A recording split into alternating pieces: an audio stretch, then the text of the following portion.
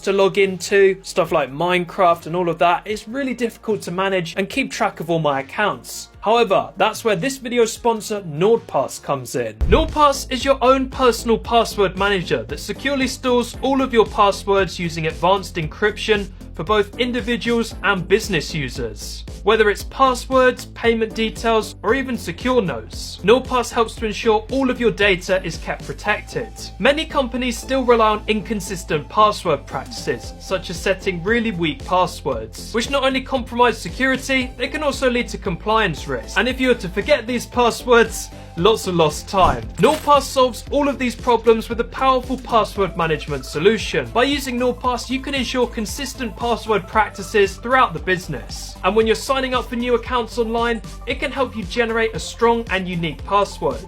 And no need to remember them all either, because it will automatically fill them in when you go to next login.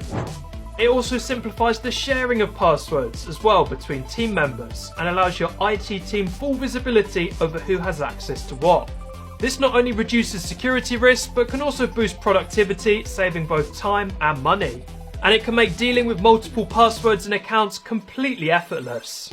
So if you're ready to try out NordPass for yourself, make sure to go to nordpass.com/Notrodan, and if you use the code Notrodan, you can get 20% off the NordPass business plan. Thank you to NordPass for sponsoring this video and literally making this video happen. Let's get back into the video. So we're going to start things off with Minecraft Bedrock Edition. So Minecraft's a fairly easy game to run. We've just loaded into a game here, and this actually allows us to play with our keyboard and mouse, which is pretty cool. And as for the performance, we are on the absolute maximum settings. We go into our video settings here. As you can see, we've put our render distance all the way up to the maximum of 22 chunks, and it's just handling it so well. Now we've got the Snapdragon 8 Elite in this phone, but it's a special version of the Snapdragon 8 Elite for Galaxy, which means that it's slightly overclocked. So compared to my Red Magic 10 Pro, this should actually perform a lot better. Although, unlike on the Red Magic 10 Pro, we don't have an active cooling fan, but we do have Samsung's cooling vapor chamber technology. So it'll be interesting to see how hot this phone gets once we've done some intense gaming on here. But yeah, Minecraft runs on here, no problem at all. But let's take things a little bit further and try and play Minecraft Java Edition on the S25 Ultra. Alright, so I've just loaded up Minecraft Java Edition here. We're currently playing Minecraft 1.7.10 and we're on fairly decent video settings with no Optifine. So let's see how much FPS we can get on the Galaxy S25 Ultra. What?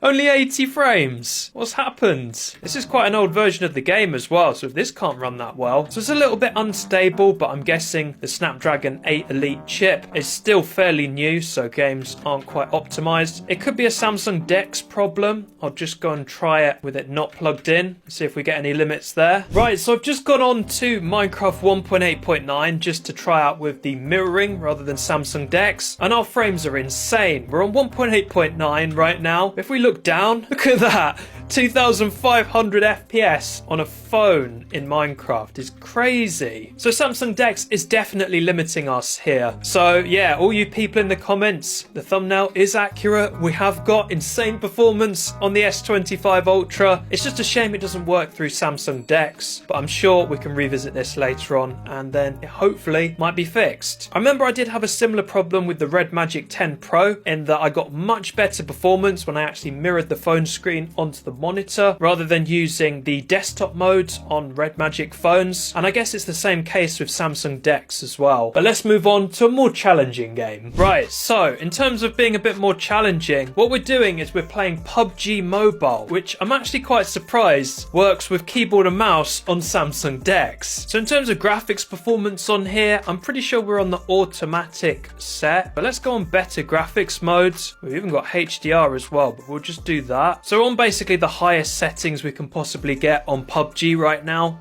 We don't have an FPS counter, but I would assume it's probably running at around 60 frames. But I'm quite surprised actually that I can play this with keyboard and mouse. I mean, sure, it's not the most ideal solution. You have to like click and drag around. But WASD works, which is pretty good. But yeah, we're going to go ahead and leave this game, I think. Good luck, team. Another game that I got recently, and quite a challenging game for mobile players, is Genshin Impact. Oh, that's a letdown. We can't play with keyboard and mouse on Genshin Impact. And I don't believe you can use controller either. I think you have to use like a remapping application. The exit button works, which is quite interesting.